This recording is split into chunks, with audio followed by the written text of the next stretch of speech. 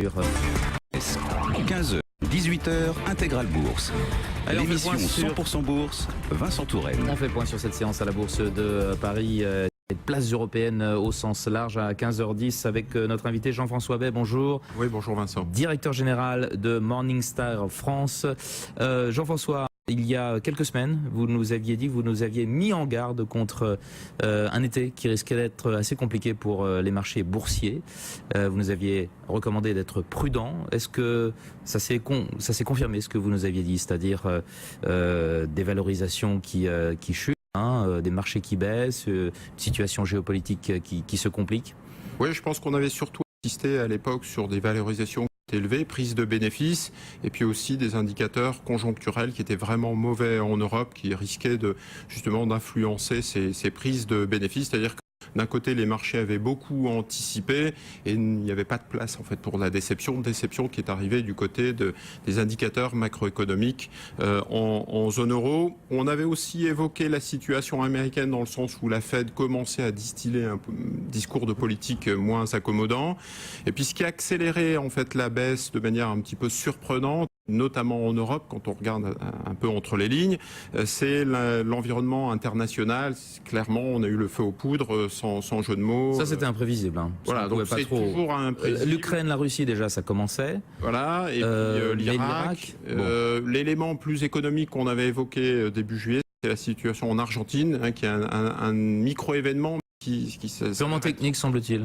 Technique, mais important, avec un défaut de paiement. Toujours est-il que c'est une demi-surprise. On avait cette baisse qui était un peu attendue à l'entrée de l'été. Quand on regarde justement, on commence à faire un premier bilan, on voit que les États-Unis sont plutôt bien comportés, avec moins 2, moins 3% sur la période par rapport au plus haut, donc vraiment une baisse très, très minime. En revanche, l'Europe a été très durement touchée, moins 10%. Sur le CAC 40, moins 15% sur des petites et moyennes valeurs. Les marchés obligataires aussi ont réagi, puisque le Bund est passé de 1,20 à 1%, donc un vrai flight to quality pour acheter du Bund. Inversement, les taux italiens à 10 ans sont passés de 2,60 à 2,81, donc une inquiétude sur les périphériques en zone euro qui avaient très bien performé, là encore, depuis le début de l'année. Donc voilà un petit peu où on en est.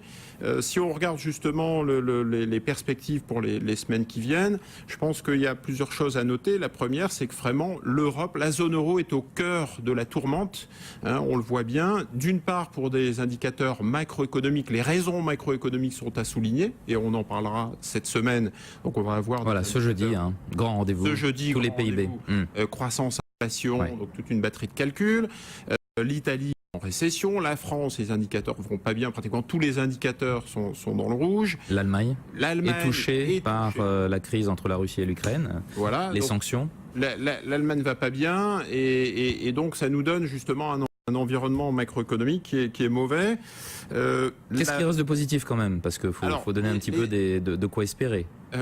Deux éléments positifs. Heureusement, les États-Unis vont bien. On en parle avec Grégory Volokin. La croissance aux États-Unis est à plus 4% au deuxième trimestre.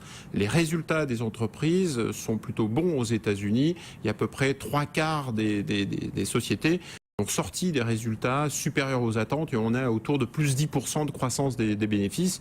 Inversement, c'est plutôt à la baisse, revu à la baisse en Europe. Donc on a un peu cet effet chaud-froid, on est pris entre deux feux, mais avec une situation très positive aux États-Unis, au contraire l'Europe dans la tourmente. Et on se retourne aussi vers la Chine, où on voit qu'en Chine, la politique du gouvernement porte ses fruits et la croissance sera au rendez-vous. Il y aura peut-être encore d'autres mesures.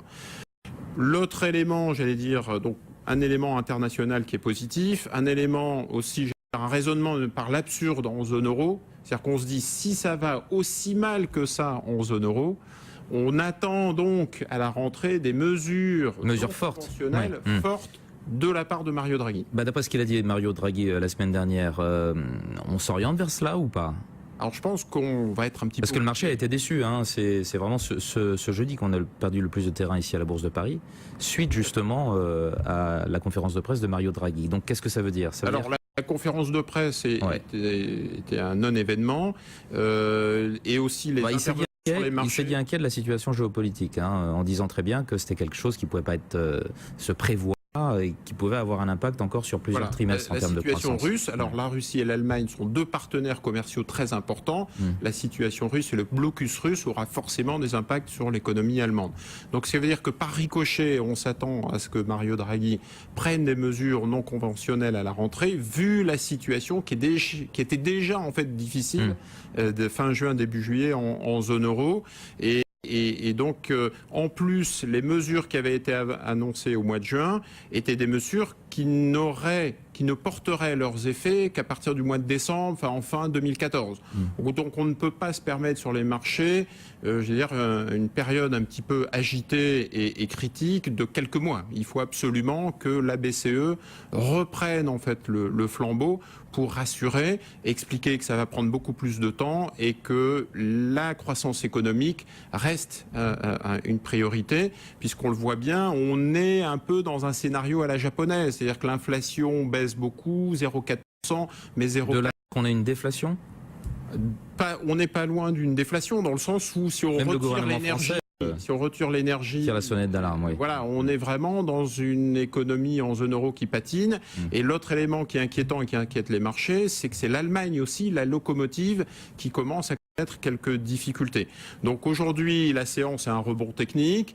Il y a des achats à bon compte, puisque quand les marchés baissent de 10%, on a des valeurs qui ont été massacrées. C'est plutôt Renault moins 14% sur un mois, Lafarge moins 12%, Publicis moins 10%.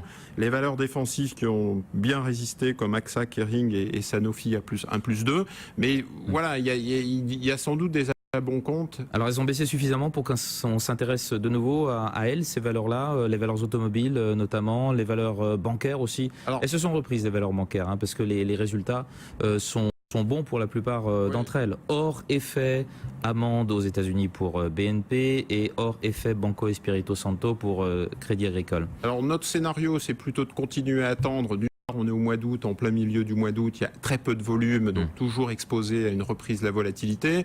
Les indicateurs, les nouvelles géopolitiques sont toujours une source d'inquiétude, le feu couvre encore.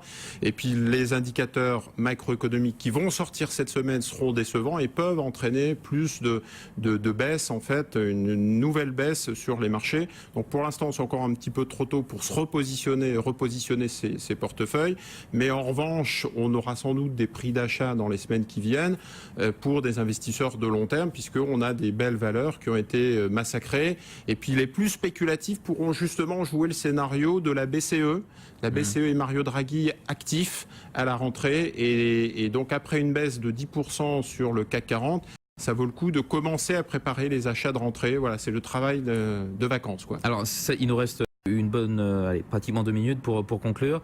Celles qui sont les mieux positionnées pour repartir de l'avant, quand les choses se seront calmées, qu'on aura eu l'essentiel des mauvaises statistiques européennes. On voit que la construction aussi, on n'en a pas parlé, mais la construction a été massacrée.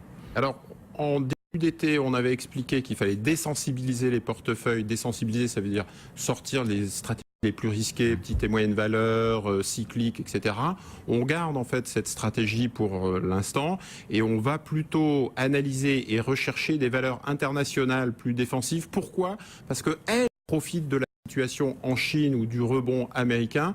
C'est intéressant de se tourner vers ces valeurs internationales, le rebond du dollar, l'environnement. Voilà, j'allais vous en parler de ça, rebond du dollar. On voit que un euro trop fort a pénalisé les résultats des entreprises françaises, mais là on est dans une tendance de fond, semble-t-il, qui veut que l'euro va s'affaiblir, enfin surtout le dollar qui va repartir de l'avant. Donc ça peut être un thème que l'on peut jouer boursièrement aussi, les valeurs dollars. Les Européens, la zone euro veut absolument que l'euro baisse pour stimuler, c'est un des leviers qui n'a pas encore été utilisé. Et les Américains vont faire monter le dollar mécaniquement, puisque si la Fed devient moins accommodante, si les taux directeurs mi-2015 commence à être augmenté, ça veut dire que mécaniquement les marchés vont anticiper cette hausse du dollar. Donc on aura les deux effets, je dirais, en parallèle qui vont jouer. Donc c'est clairement un thème pour les prochaines semaines. Mais là, jusqu'à la fin du mois d'août, on regarde tranquillement. Pour revenir sur les valeurs, on regarde les valeurs internationales, on ne se précipite pas et on analyse les belles valeurs. On parlait d'AXA, on parlait de Kering, on parlait, toutes les valeurs défensives internationales. les Nifty 50 comme on dit. Air Liquide aussi, ce genre de valeur de fonds de portefeuille. Exactement. Merci beaucoup Jean-François. Jean-François Bay, directeur général de Morningstar. Merci d'avoir été avec nous, Morningstar France, d'avoir été avec nous en direct. 15h20 sur BFM Business.